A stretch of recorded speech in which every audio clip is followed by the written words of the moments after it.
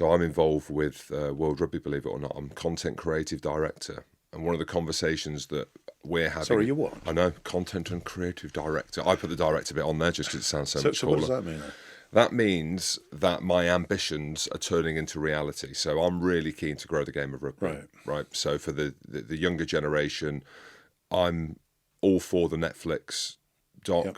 I've been on this journey already by doing a podcast, by working for Rugby Pass, telling the stories of some of the most amazing human beings playing one of the most physical and difficult sports on the planet, right? So I'm really keen to drive the game forward. And World Rugby have seen an opportunity with myself, having done what I've done before, in terms of interviewing people, all walks of life, all ages, all different backgrounds. They also need, and they see the need for cross collaborations with other sports, with food, with lifestyle, with music, all these different things. So I have these ideas about how we do it, whether it be in the Sevens, whether it be in the World Cup, Australia. And do you get paid for that? Apparently so. I haven't been paid yet. So, no, I have full time. They've taken me in full time, which is amazing. I know I've not told you that. It's a big announcement. I've not told anyone. It's a big announcement today. Okay. I know. But the golden goose is in America, right, in 8 years' time, because everyone's looking at America just with what they've done with NFL, NBA, how they market the sport, and also the size of the commercial opportunity there. Yeah. So there's this golden goose at the end of it. Part of the conversations that we're having, and I say that this is more from a creative point of view, Gen Z, and how we grow the game, how we make the experience and the events more interesting, but also the product on the pitch. This comes to the question, Dean. So one that's old school, but also is innovative in my mind. One of the things I put in, hear me out, when they say, right, what would you change in the game of rugby? And I put it out there, and I said, controversially, just in a closed group, that I'd remove the scrum. And the scrum was my strongest asset on that right-hand side. And I know that guys like Julian White, Dan Cole, I mean... Well, it was your only asset, wasn't it? Say again? It was your only asset. No, that was it. I wasn't in a great position, but God, I could push. As well as he said about you once, he said, you can't polish a turd, can you? You can't. But you can manipulate. You can. You can manipulate one. So you'd get rid of the scrums. I tell you why. So hear me out. There needs to be changes in the game, right? Then there needs to be a shift, and people have different ideas about whether or not the subs should be reduced, whether or not there's wild ones like 13 men instead of 15. Turn the pitch so you actually play wider and shorter. There's some really wild ones out there. For me, the scrum, and again, hear me out. You look at the game against Ireland and France. I think there was 5 scrums in the game. I think that was it. 4 to Ireland, 1 to Ireland, 1 to France. There you go. Yeah. So Ireland, 21 lineouts. Exactly. So a lot of lineouts and stuff. The scrum for me, you look at the decisions that are made around the scrum. Some crazy stat. Half the time, the referee makes the wrong decision, which results in a long arm penalty or a free kick, which then results in a kick. You're talking 2.5 minutes for a scrum to unfold sometimes. Okay.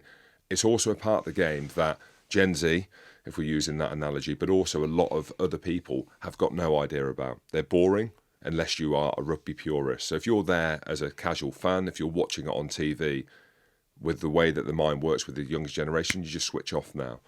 I think the game needs to be sped up, like we saw in the Ireland-France game, hence 5 scrums, all game, and take away them moments in the game that are so confusing that not even the referee who's qualified to make the right call makes the right call. If you had a... So are you saying that 5 scrums is too many? I'm saying 5 scrums is all right. Like, as in, like, that was... But that shows you that the fact that game wasn't based on scrum. I know South Africa won the World Cup final on their scrummaging, so they're going to be hating it. I'm thinking, and I'm genuinely passionate about it, is how we move the game forward and make it more interesting and speed up the game. And people will be gutted if that ever happened, I'm sure. But you must have, as a forward-thinking coach, something where you're like, that needs to go. Something needs to change, or you still... Well, these extended rucks, I mean, just slow the game down massively. People going off the feet of the rucks, you know, all that sort of stuff. Scrums, I don't see, you know, providing it's under 8, there's not a problem. Anything over 8 and resets, you should never have a reset scrum, I don't think. It penalise somebody. And the lineouts,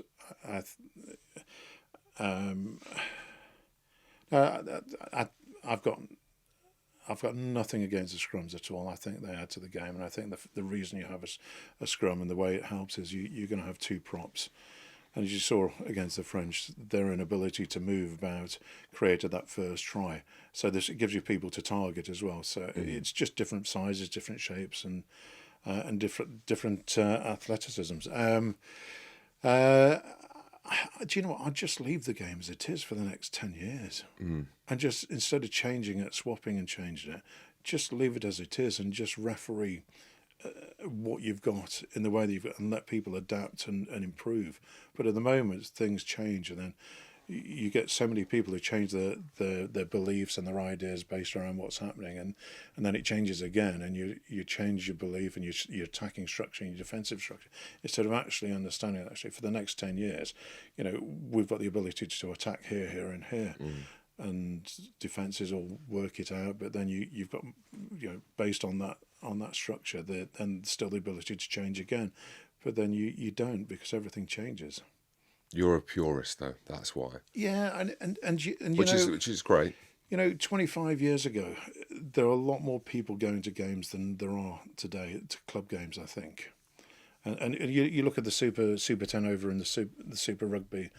Over in New Zealand, there's 30% less people going there to watch their games these days, and yet the amount of tries that are being scored are significantly more, and you're getting almost like this basketball score.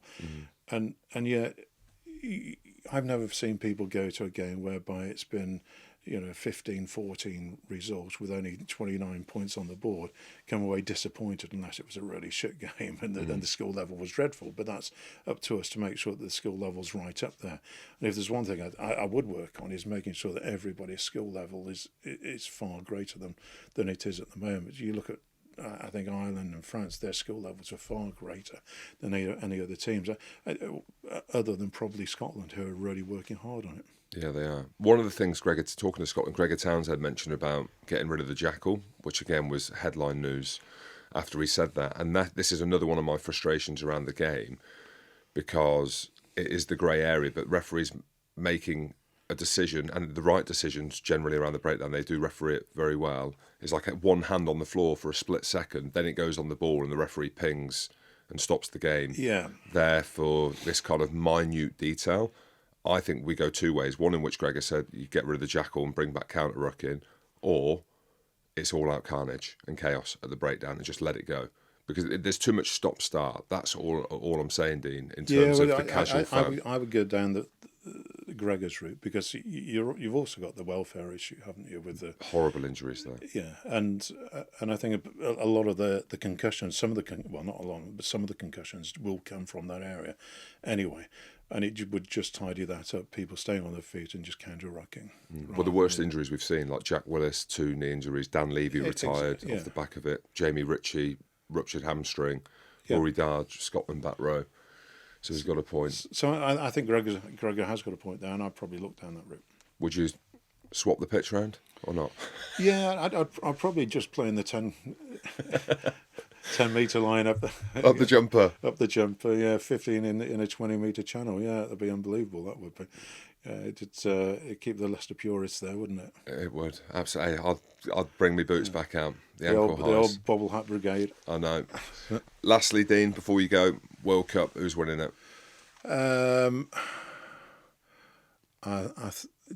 think New Zealand have played a really canny game over the last 2 years. They've trialled so many people, had so many injuries, and given so many people opportunities that they're right under the radar at the moment. You've got Ireland and France 1 and 2.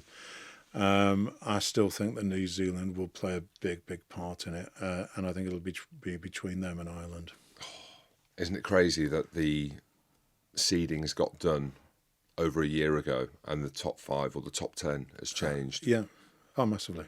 Now, and Scotland, we're in a pool. Scotland, we're one of the best teams in the world. We're 5th in the world rankings. The fact that we've got Ireland and South Africa, well, they've got us now as well, so it doesn't really matter. But I just think it's crazy that them 3 are in the same pool. And the thing about South Africa is you know exactly what you're going to get.